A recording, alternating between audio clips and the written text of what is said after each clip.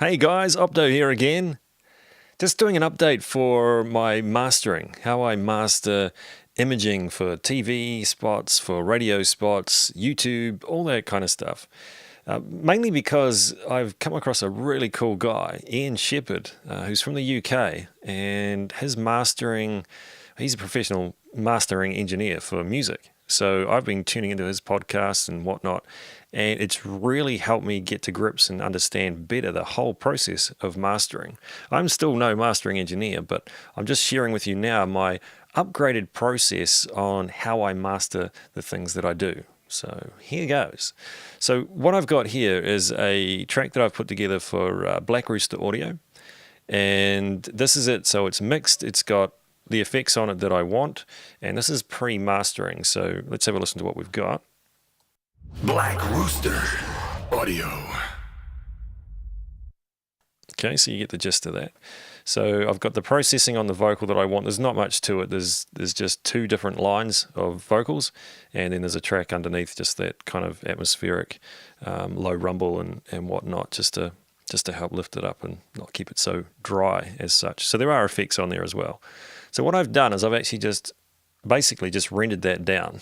So I just go render, don't want to override it, don't need to, and take that as it is. So what I've done is I've made sure that I'm not getting anywhere more than probably minus 6 dB. So I want to leave myself some headroom when it comes to mastering, so that I'm not already just run out of room and everything's already getting too far pushed towards digital zero and clipping. So that's not really what I want to get to at all.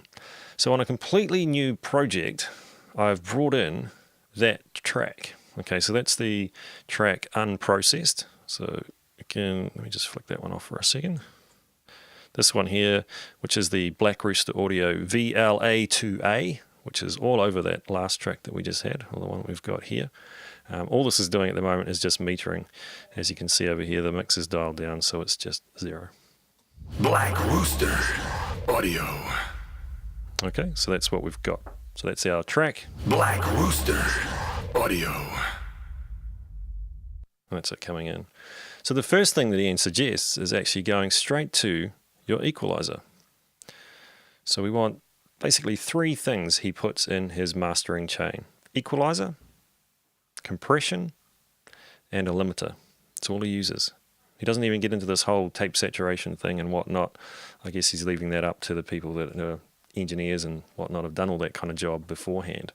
The other thing I guess that is in there also would be like a volume adjustment if you needed that. Just basic tools that just might help you to have to lift level where you need to before it comes into your first plugin. I've added on to the end of mine also other things that he might use as well. These are just free plugins, most of this stuff, you can get that. These are Melder production plugins. This one here I use, and it's a LoudnessAnalyzer. So I can actually get an idea of loudness units and loudness volume. These are going to be mastered at a lot hotter level and less dynamic range than what you would with music. Music, I like a lot of dynamics, and these have got to fit in amongst music. So these are a little bit different. Well, in most cases they do.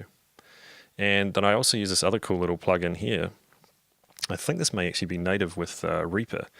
I'm not quite sure, but it's called RoundTrip. And the reason I like it is because it actually gives me an idea of what's actually going to happen if I export this WAV file and then it goes into MP3 or AAC. And what Ian's actually saying is that there is clipping that can happen if you master too hot your WAV file or your AIFF file, and you get it rendered and you find that it goes into MP3 or AAC and it's actually clipped. So this will actually give you a heads up. Are you going to clip, even though you're not clipping at 0, but are you going to clip when you render it or dump it down to MP3, for example? So that's another cool little tool tip to have as well. So first of all I've done is just listen to the track as it was and then applied the EQ that I thought was necessary. And I'm not going to go through that whole process. What I actually did on this one was actually lowered down the very sub end of it, because it was just a little bit, on some speakers, just a little bit too much, and also cleaned up some of the mud over here as well. So we've got that one on. Black Rooster Audio. Black Rooster Audio. Put it back on again. Black Rooster Audio. So it's just dropped a little bit of that sub out and cleaned up some of that muddiness that was in down here.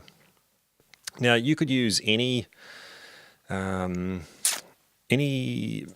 compressor.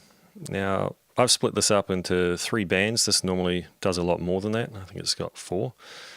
1, 2, 3, 4, oh, 5 even. Look at that. But you can use anything. But this is how I've got this one set up. So I'm actually doing some multi-band compression. Okay, so not just a single band, everything gets affected, but everything's getting effective relative to everything else. So I'll take one more listen without it, and then I'll turn it on for you. Black Rooster Audio. On. Black Rooster Audio.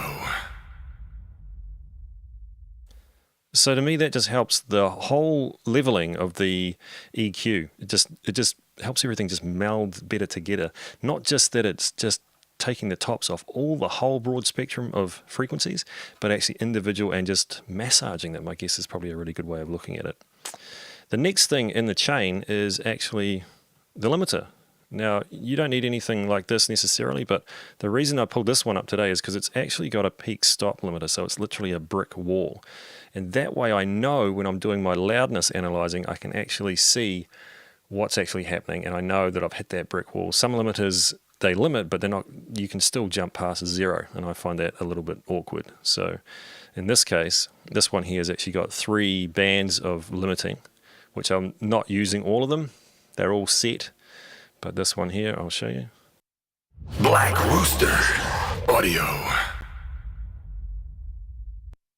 It's only that mid-high band there that's actually getting any kind of limiting, and then there's just a tiny little touch down here of that brick wall, which is what I need to make sure that I'm not going to get stuck with when it comes to our compression down. So over here, we'll get that one up, and we'll put that one up there. Hey, where'd you go? It's run away. Okay, so over here, let's have a listen to this one. So this one doesn't do anything, it just analyzes what our loudness units are, and I'm generally aiming for these things somewhere down here about 13, 14, minus 13, 14. Black Rooster Audio. Black Rooster Audio. Okay. Black Rooster Audio. So you can see what's happening there. I set this for R128, which is your EBU standards for loudness units full scale. So over here, here's the other one that I was talking about earlier. And this is the one that is, in case this gets converted, this file gets used or dropped down as an MP3 format, which it will if it's on YouTube or anywhere else, it will get converted. So here we go, and we just keep an eye on if I reset that for you.